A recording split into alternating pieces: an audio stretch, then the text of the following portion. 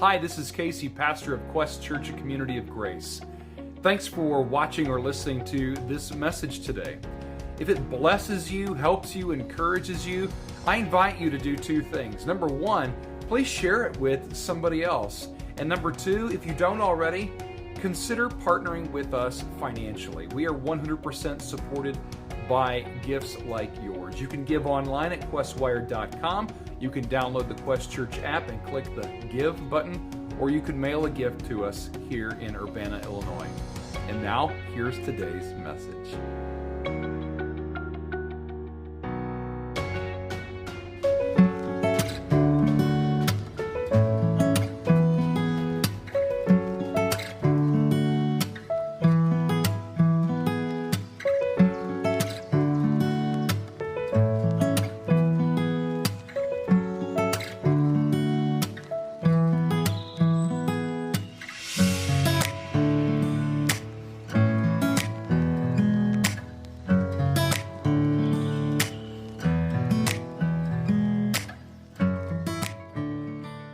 Welcome again as we're continuing in this series called The Servant King.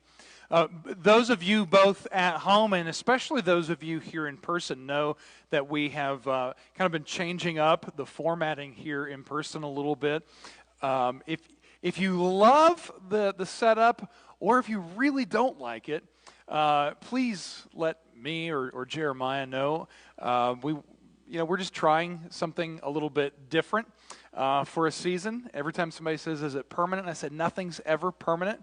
But I'm going to date myself a little bit now and tell you what this reminds me of.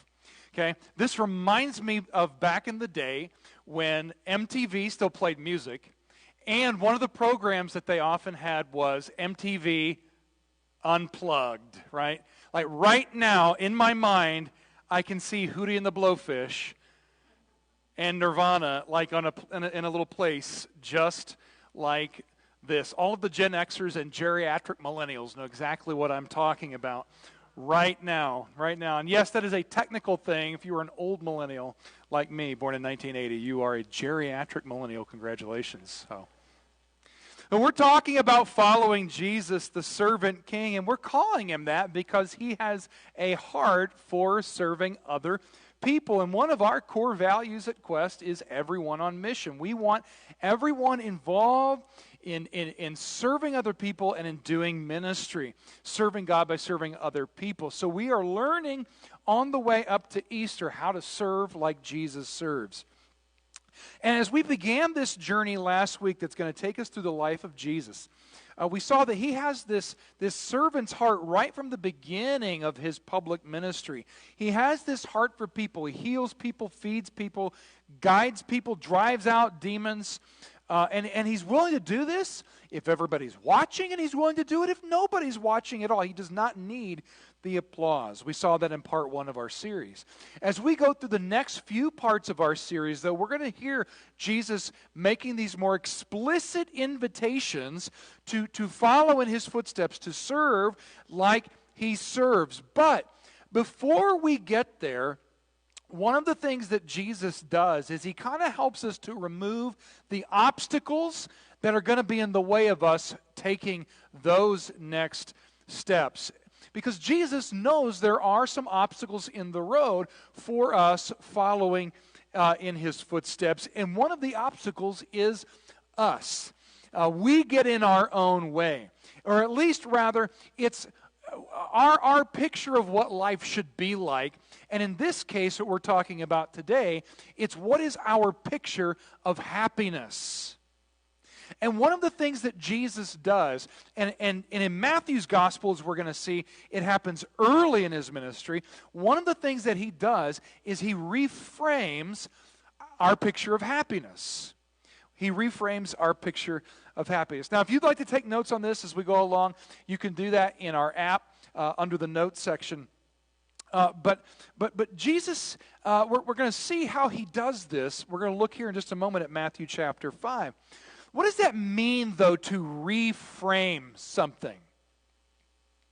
Well, if you just think about the word itself, I've got Lydia and Blake right here, and I know that they do together lots of creative interior design. I'm sure that you've done some reframing. I mean, essentially, the word itself gives us the clue that you take something and you put a different frame around it such that the picture itself takes on kind of a new quality, maybe even a different meaning in this new setting that it's in. And sometimes when you reframe something, it looks so totally different that it's almost like a new image.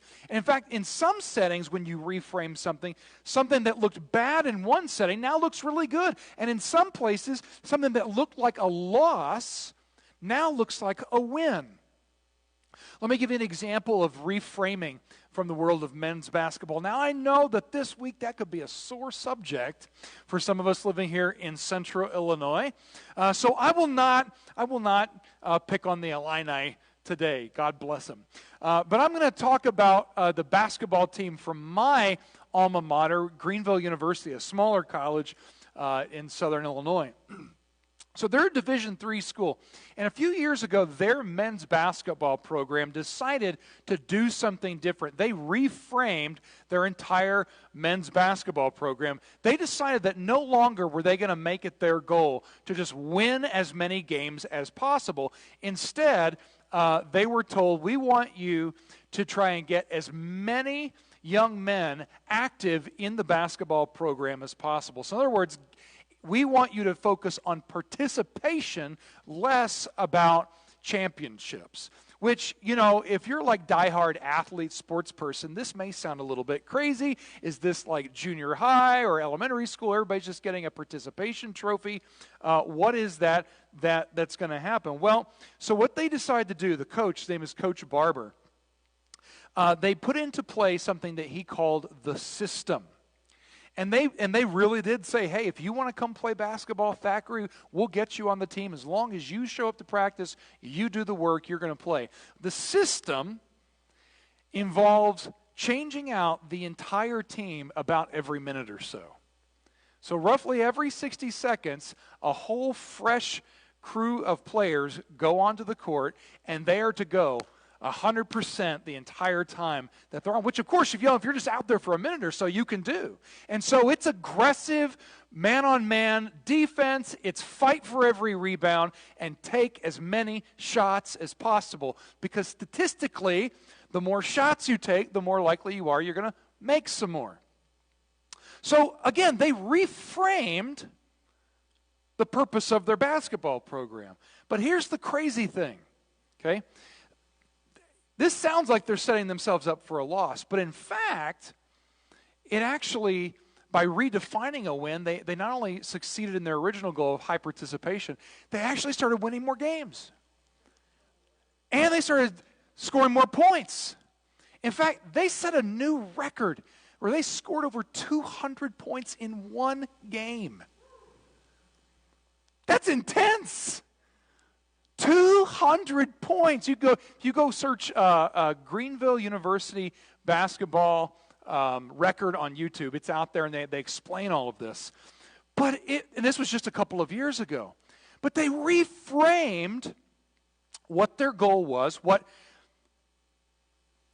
success looked like. And the amazing thing was they ended up more successful even by the other definitions of success. That's what Jesus is going to do as we look at happiness this morning in Matthew chapter 5. Now, this opens up one of the most famous speeches in all of history called the Sermon on the Mount. It goes from Matthew 5, 6, and 7.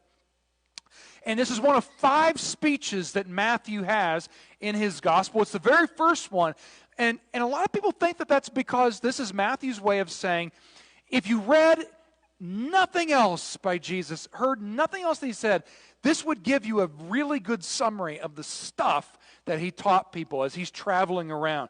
And maybe try to do that today or this week. Just read those 3 chapters and just think, what is this picture of following Jesus if this was all that we knew? Let's look at what Matthew says at the opening of chapter 5. He says, now, when Jesus saw the crowds, he went up on the mountainside and sat down. his disciples came to him and he began to teach them. So Jesus goes up on this grassy hillside there, the Sea of Galilee there in the distance, to teach the disciples, the people committed to learning life from him. But it's open invitation. Anybody who wants to come in and mingle into this crowd is welcome to be there and learn from Jesus. And what is it we imagine that Jesus might say here? You know, is he going to talk about love God, love neighbor, pray more, give more money away? Yeah, he's going to talk about some of that stuff. But that's not what he starts with. Let's listen to how he starts here, beginning in verse 3. Blessed are the poor in spirit, for theirs is the kingdom of heaven. Blessed are those who mourn, for they will be comforted. Blessed are the meek, for they will inherit the earth. Blessed are those who hunger and thirst for righteousness, for they will be filled. Blessed are the merciful, for they will be shown mercy. Blessed are the pure in heart, for they will see God. Blessed are the peacemakers, for they will be called children of God. Blessed are those who are persecuted because of righteousness, for theirs is the kingdom of heaven. Blessed are you when people insult you, persecute you, and falsely say all kinds of evil against you because of me. Rejoice and be glad, because great is your reward in heaven, for in the same way they persecuted the prophets who were before you. So all of the kind of back half of each of those statements is kind of a different way of saying the same thing. You know, they will inherit the kingdom of heaven, or they'll inherit the earth, or they'll be children of God. It's all ways of saying these are the people who are finding real life with God, life that goes on even into God's new creation. But what about that word blessed? The word blessed, we have some idea of what it means, but it means to be favored or made happy. Jesus, and it's interesting, you notice Jesus doesn't come right out with an imperative. He doesn't come right out with a command and say, do this. That's not what these are. He just says, these are the people that God is going to make happy. These are the people God's going to bless. At the end of the day, these are the ones who are going to find themselves truly and utterly and profoundly happy. On one level, this is kind of like seeing somebody like really, winning at life or at something, and you just say, oh man, they're so lucky, that lucky dog, or man, she's got it made. Jesus is saying these are the people who've got it made. You may not think it looks that way, but I'm reframing this for you because these are the people who truly have it made. Now, nobody would have predicted this. Why? Because Jesus basically says all the unlucky people are the lucky ones. If you've grown up in church and you've heard this list of statements called the Beatitudes, the craziness of that may be lost on you at first. But he says all the unlucky ones, they're the lucky ones. Who's really happy? Well, the people who are humbled or brought low by circumstance or by choice. Who's really happy? Mourners. People who are grieved by the hurt caused by sin. Who's happy? People hungry to see God's rightness, to see the world and themselves set right. Who's happy? The meek who quietly endure the hardships and challenges of life. Who's happy? Merciful souls who forgive and meet other people's needs with tangible help. Who is happy? The pure in heart who crave God so much that it drives out any desire to do wrong. Who's happy? People who work hard to make peace. Who's happy? People who get picked on for walking in this way of Jesus. In other words, Jesus, when he's talking about these are the people who are happy, this group of people, he's saying these are the people who've put themselves under Jesus' loving leadership. These are the people willing to walk in the way of Jesus and let him call the shots, to do what these folks up here promised earlier, to serve him as your Lord. The New Testament scholar Craig Keener, I love what he says about this. He says, these are people who truly repent of wanton self-interest in relationships. I just need to weave the word wanton into my conversations a little more every day, right? Truly repent of wanton self-interest in relationships. But why would we do that? Getting what I want, what's in my self-interest, makes me happy. Why would I want to do this? Well, what Jesus is going to make clear through his life and his teaching is that the reason why you'd want to do this is because he's starting a whole new world. It's a new reality that's coming into being. And with that, there needs to be a new way of life that goes with it. Because in that new context, that new setting, the other way of life, the stuff that people sometimes assume is going to make them happy, that's not going to lead to truly profound, eternal happiness. And part of the way that Jesus is going to show us about in rejecting wanton self-interest is going to be the way of serving. Having a heart for people to say, I want to encourage you, I want to help you, I want to build you up. Now, real quick, before we go further with that, again, Jesus hasn't yet said you should do this and not this. People point that out and say, well, this is not really a to-do list. And that's true. That's true. But let's just think about that for just a moment. Is it likely that Jesus is going to say, Adam, you should show, blessed are the merciful, but you should be merciless with people? Is Jesus going to praise people who are humble, but then say, Chantal, you should be arrogant and proud? Of course not. By praising these things, it is a way of inviting us into, or as another scholar points out, he says, when you hear this, when Jesus says, God's going to make these people truly happy, the Beatitudes make us ask, well, am I like that? Is that me? Is he talking about me? Am I in that group? And if not, then we go, well, how do I get in that group? Okay. Of course he wants us to embrace this lifestyle. But first what he's got to do is he's got to point out how different it is from what we assume is going to make us truly satisfied and happy. So he's got to reframe happiness for us, what it means to be well off. He puts it into this different context. And the only way I can think of to describe it would be to say he's putting this into an eternal context. Now, I don't mean that he's making you just think about life after death and forget about life now. He's talking about life that starts now, that goes on forever, but does so with God in our awareness and at the center of our thinking.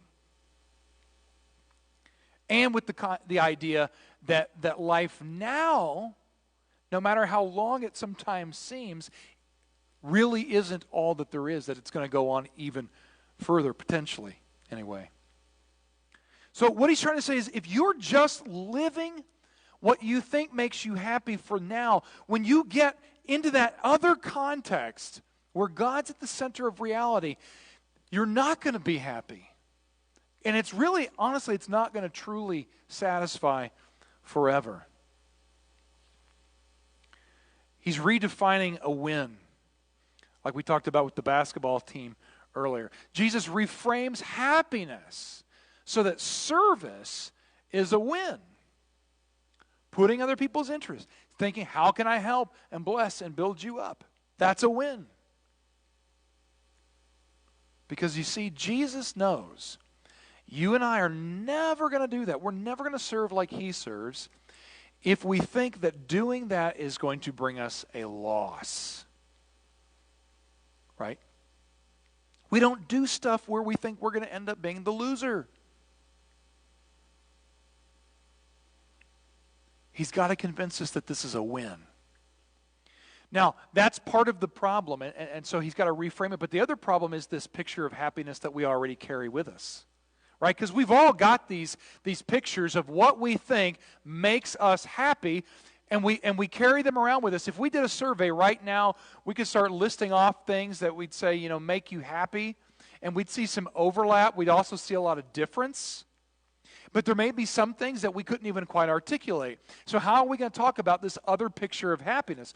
Well, I actually think if you flip the Beatitudes, these blessings, these happy are, blessed are, if you flip them upside down and kind of go just below the surface a little bit of all of our answers, you actually begin to get at some of the ideas of the things that make us happy, our pictures of happiness. Let's go through these real quick. So, for example, what's the opposite of being humble? Being proud. Now, if I ask you, Thackeray, do you think you're a proud person? You'll be like, oh, man, no. Don't tell the pastor that you're proud. Or anybody else. But when you kind of dig into our way of being and how we function, do we tend to want to just be totally self-sufficient? I'm not going to ask anybody for help. I can do this. Do I think I know what's best? Well, there's a little bit of pride in that. What's the opposite of mourning? Well, in the way that Jesus talks about it, the opposite here is comfort. This is the mourners will be comforted. Do we daydream about helping and blessing and building people up? In other words, serving. Or do we daydream about comfort? I know what I sit around and think about. I'm guilty of dreaming about that next time when I can kick back and enjoy luxurious food and relax in a beautiful place. If you spend your week just looking forward to the weekend, you might have a little bit of this. So much of our Western culture encourages us into a life of luxury. I mean, advertising basically lives on the whisper of, you deserve this. You deserve it. The opposite of meekness is bullying. Now you would say, I'm not a bully. Everybody knows bullying's bad. They talk about it in school. Don't be a bully. What's a bully? Oh, well, it's somebody like Vladimir Putin. That's a bully. Which is a good way from insulating us from thinking about if we have any of that in us. But listen, anytime I insist on getting my way, I am channeling that bulliness. Why do I do that? Because I think if I get what I want, I'm going to be happy. Opposite of hungering for God's rightness, being content with unfairness. As I thought about one, I thought that one is loaded. That's full of landmines. Because it's so easy to look the other way when something unfair or unjust is happening. And either, number one, it doesn't negatively affect me in a direct way, or it benefits me to not say anything about it. Okay? I may say, I may see something unfair happening to Blake, and I go, but that's helping me that this is hurting him, so I don't think I want to say anything about this, right now. If we're at the buffet line and I see there's 2 plates there and he's getting ready to grab the one with like dried up food on it or something, and I'm like, well, if he grabs that one, then I don't have to eat off that disgusting plate, and it's unfair. Now that's silly, but there are more serious ones that affect not only individuals but entire groups of people. What's the opposite of mercy? It's being exacting and severe. It's being very lenient toward your own faults and carefully counting everyone else's. Why? Because if you see my flaws and faults and failures, I'm going to feel bad and I'm not going to be happy. But if yours look a little bit bigger, then mine looks smaller and it makes me happy. The opposite of pure heart, corruption, a corrupt heart. A lack of integrity and honesty, believing that we will be happy if we can get away with something when nobody else is looking. The opposite of peacemaking, you're a conflict maker or a conflict holder-oner, I guess. Some people we know just love to go around and just kick the hornet's nest, right? And some of us, we when we get our toes stepped on, we love to hold a grudge. And we sit there and we rehearse it and we go over it again, over and over in our mind. And I've thought of 3 more reasons why that was dumb that they did this since yesterday. Why do we do that? Because on some level we feel like it makes us happy. Persecution, what's the opposite of that? An easy life. And that kind of sums up the picture of happiness for most of us, doesn't it? Like, we want life to be easy. Don't question me. Don't slow me down from getting what I want. Just make it easy. And when these things work their way into your picture of following Jesus, that's when you get some really messed up